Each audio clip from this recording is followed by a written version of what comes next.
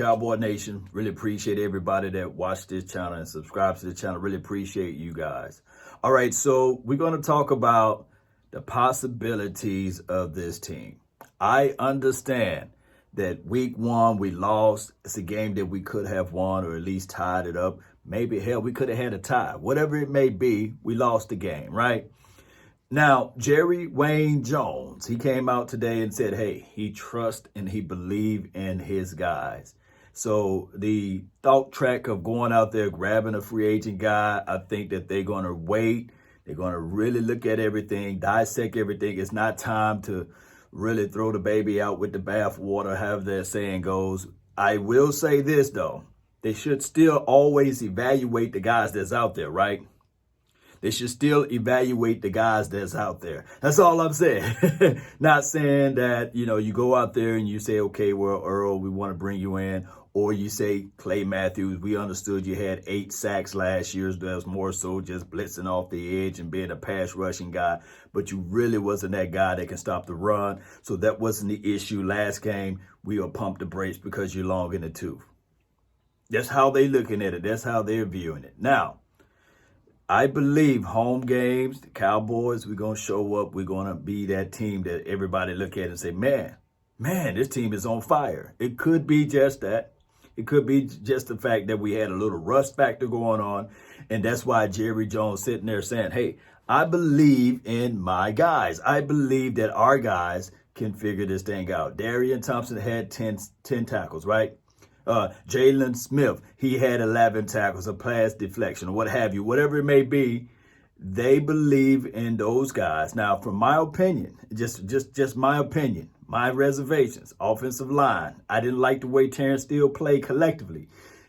He got in the way a few times. He kind of slowed the bleeding down a little bit, but it wasn't enough. Offensive lineman, it's a job that you will have to measure when the game is over with. Remember, go back to my earlier videos. I said you would not know about this offensive line till after week one. And basically, they want to really take another little dip at it and see what they're going to look like after week two. And really, we don't have any situation because most of the situation with the offensive line are self-inflicted wounds. What do you mean, Law? Well, La'el Collins, he showed up out of shape. He showed up not ready. He was not ready. That's just the bottom line. So if anybody want to get mad at the offensive line, just be mad and upset at La'el Collins. He the one showed up out of shape, and then all of a sudden for PR cleaning, his representative said, hey, La'el Collins' hips are bad right now, 2 or 3 weeks before the season started, right? He's going on IR, whatever that thing is, to return for 3 weeks. So 3 weeks without your guy that you paid all of those coins to. That's just how it goes. And I want people to understand this. We cannot be looking at the situation and saying, okay, the linebacker played, it was okay. The safety play, it was okay because they had this amount of tackles. Well, of course you're going to get the tackles. That's the name of the game. But it's where you get the tackles. That's the other side of the situation. Did you come down and crack? Were you able to feel your responsibilities and play on that fourth side? Did you make sure that you had the cutback lane available for you to flip your hips and go down there and make those necessary tackles? That's how you really got to look at it, Cowboy Nation. And I know it's only week one. So we have to look at everything and say, man, we got to leave room for improvement. We got to leave room for adjustments. This is what this coaching staff should do. Now, one of the bigger things that I saw from Mike McCarthy, he said he felt sick about the situation, especially about the loss and about the decision that the NFL did on calling the pass interference on Michael Gallup. Now, granted, I will say this. We should never allow the officials to control the game. What do you mean about that, Law? What you mean? They control the game. They the one made us, or they were the ones that causes us to lose the game. No. We should not allow that situation to be where it's at. No. You got to control the game. You got to figure out ways to outplay the officials. That's just how it is. We can go and cry river and all these things, but at the end of the day, 20 years from now, 10 years from now, 5 years from now, all is going to sound as if though we're complaining. So we got to set the tone. We have to let them know where they was wrong at. but get back out there on the field and make things happen. That's just the bottom line. I wish I can say it in other ways, in other terms or terminology, but I can't. We just have to figure out a way to overcome the warts in the political battle, whatever it may be. Whatever it may be. Calls can go both ways. I've seen people go back and forth. Well, on the Jared Goff interception, one of the players put his hands on the face of the quarterback. Neither here nor there. We can't go nitpicking. We just got to figure out a way to, when we come into the game this weekend, to be so dominant that the officials have no way to sway the game. We have to be able to, I'm going to say this word, I know it's like a poisonous word, execute better. We're going to have to do that. Then on top of that, we're going to have to figure out, too, to get everything going. I've seen so many people say, even on the passing game, I love Dak Prescott. Everybody knows that I love Dak Prescott. Regardless of whether or not Jarwin goes down or whoever goes down, this world don't care about you. You still got to figure out a way to push the ball down the field. Make the defense play honest. That's just the bottom line. I wish I could lie to kick it and say, well, it's because Aaron Donald was living in the backfield. And because the offensive line was so porous that he couldn't go through a progressions of a deep post route. No. You at least still got to make the team play honest. Get the ball, hike the ball, 1, 2, 3. You can close your eyes and throw it. Throw it out of bounds deep more than 30 yards. They would know for sure, man, we can't sit in this type of defense anymore. That's just how it goes. You got to at least show the threat. You know what?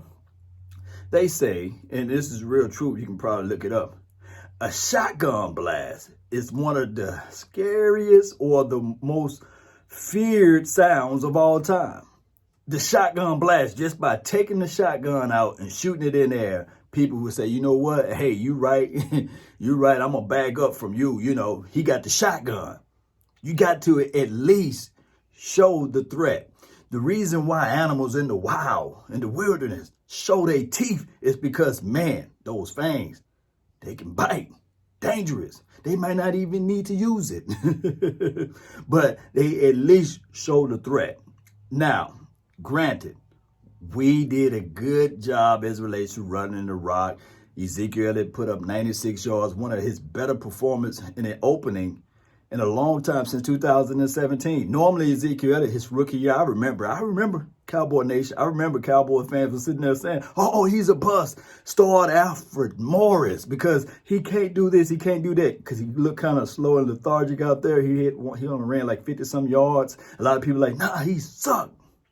But then the next game, he became better and better.